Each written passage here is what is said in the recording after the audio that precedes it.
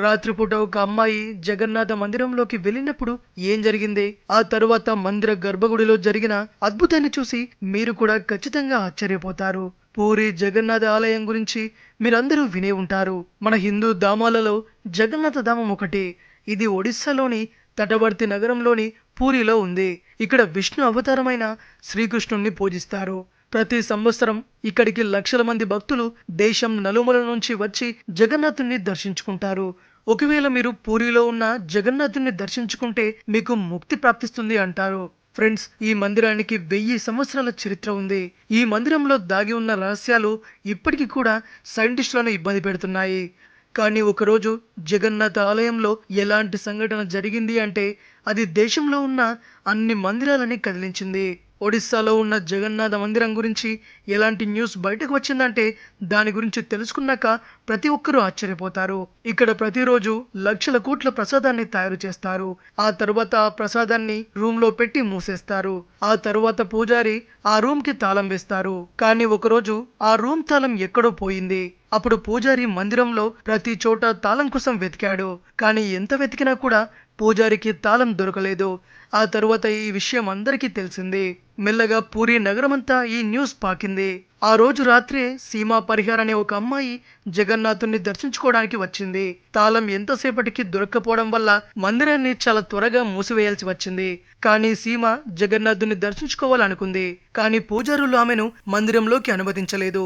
సాయంత్రానికి మందిర ద్వారం మూసివేశారు. సీమ అమ్మ ఆరోగ్యం బాగాలేదు. ఈ కారణం చేతనే ఆమె ఆ తరువాత రోజు ఉదయమే తిరిగి వెళ్ళాలి అనుకుంది. కానీ ఆమెకు అది అసాధ్యం అనిపించింది. అప్పుడు చేసేదేం లేక మందిరం గుమ్మం దగ్గరే నిద్రపోయింది. సరిగ్గా అర్ధరాత్రి 1 గంటకి ఎలాంటి చమత్కారం జరిగిందంటే దాని గురించి తెలుసుకుంటే మీరు కూడా ఆశ్చర్యపోతారు. ఆమె గుడి గుమ్మంలో నిద్రపోయింది. అప్పుడు ఒక్కసారిగా మందిర ద్వారాలు తెరుచుకున్నాయి. స్వయంగా జగన్నాథుడే ఆమెను లోపలికి రమ్మన్నట్టు అనిపించింది.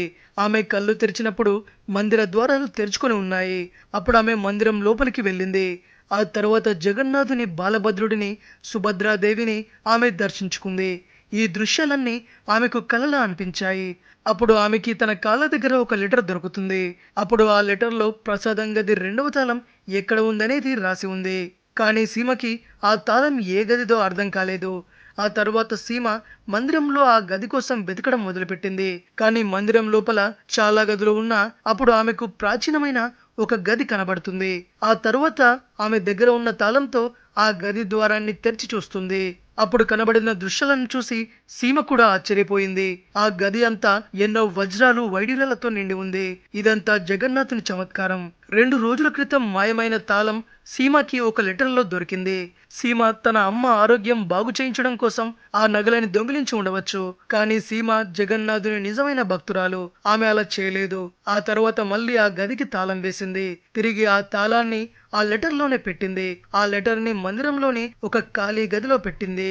జగన్నాథుడు ఆమెను పరీక్షించాడేమో అనుకుని ఆ తరువాత ఆమె జగన్నాథునికి నమస్కరించి మందిరం నుండి బయటకు వెళ్ళిపోయింది.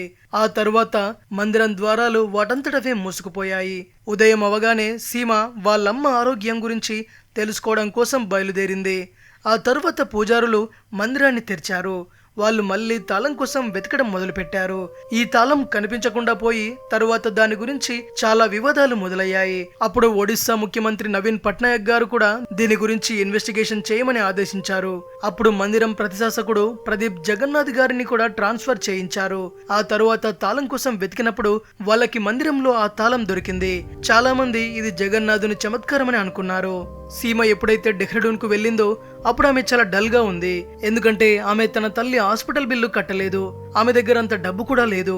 అప్పుడు ఒక అజ్ఞాతవాసి హాస్పిటల్ బిల్ అంతా కట్టేసినట్టు సీమకు తెలుస్తుంది. ఆ తరువాత వాళ్ళమ్మ ఆరోగ్యం కూడా బాగవుతుంది. ఆ అద్భుతమైన దృశ్యాలన్నీ చూసి ఆమె చాలా ఆనందించింది. ఇది జగన్నాథుని చమత్కారమని ఆమె గుర్తించింది. ఎందుకంటే ఆ రోజు రాత్రి వజ్రాలను దొంగిలించి ఆ వచ్చిన డబ్బుతో తమ అమ్మ ఆరోగ్యం నయం చేయగలదు. కానీ ఆమెకు దేవుడిపై నమ్మకం ఉంది. ఒకవేళ జగన్నాథునిపై నమ్మకం ఉంటే మీ కోరికలన్నీ నెరవేరుతాయని చెప్పడానికి ఈ ఒక్క సంఘటన చాలు. ఈ మందిరాన్ని సత్యయుగంలో రాజైన ఇంద్రదావనుడు నిర్మించాడు. ఆ తరువాత కాలం గడుస్తున్న కొద్దీ ఈ మందిరం చాలా డెవలప్ అయింది.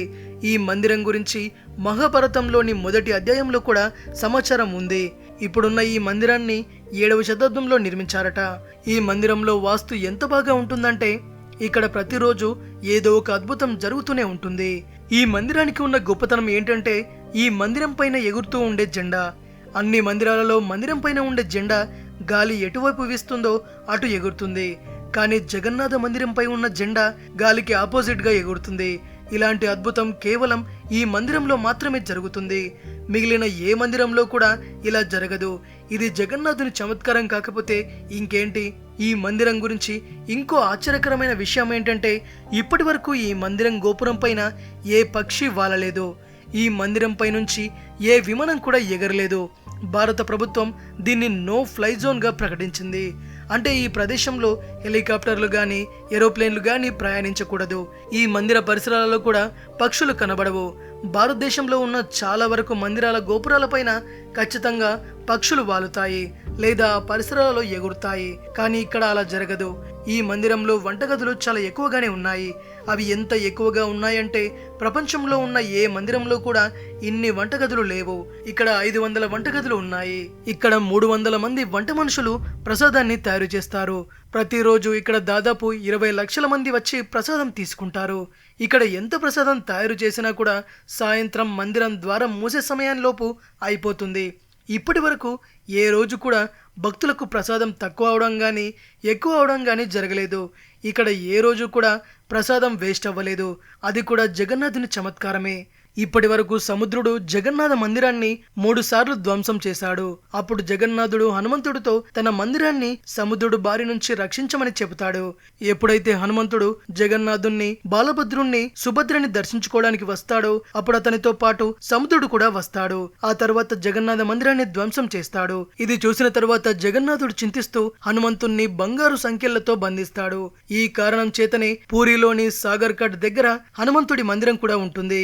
ఇది చాలా ప్రాచీనమైన మందిరం. ఇక్కడ ప్రజలు సంఖ్యలతో ఉన్న హనుమంతుని విగ్రహాన్ని పూజిస్తారు. ఆ తర్వాత తమ జీవితంలో ఉన్న కష్టాలన్నీ తొలగిపోతాయని చాలా మంది భక్తులు అంటున్నారు. జగన్నాథ మందిరంలో ఒక సింహ ద్వారం ఉంటుంది. ఈ ద్వారాన్ని తెరిచిన తర్వాత మనకి సముద్రపు అలల శబ్దం చాలా గట్టిగా వినిపిస్తుంది. కానీ ఎప్పుడైతే మందిరం లోపలికి వెళ్తామో అప్పుడు ఒక్కసారిగా ఆ శబ్దం ఆగిపోతుంది. మళ్ళీ మీరు సింహద్వారం నుండి ఎప్పుడైతే బయటకు వస్తారో అప్పుడు మీకు మళ్ళీ అలల శబ్దం వినిపిస్తుంది. ఇది కూడా జగన్నాథుడి చమత్కారం కాకపోతే ఇంకేంటి? ఇదే విధంగా మందిరం బయట ఒక స్వర్గద్వారం ఉంటుంది. ఇక్కడ మోక్షాన్ని ప్రాప్తించడం కోసం శవాలను కాల్చివేస్తారు. మీరిక్కడికి వెళ్ళగానే బూడిద వాసన వస్తుంది.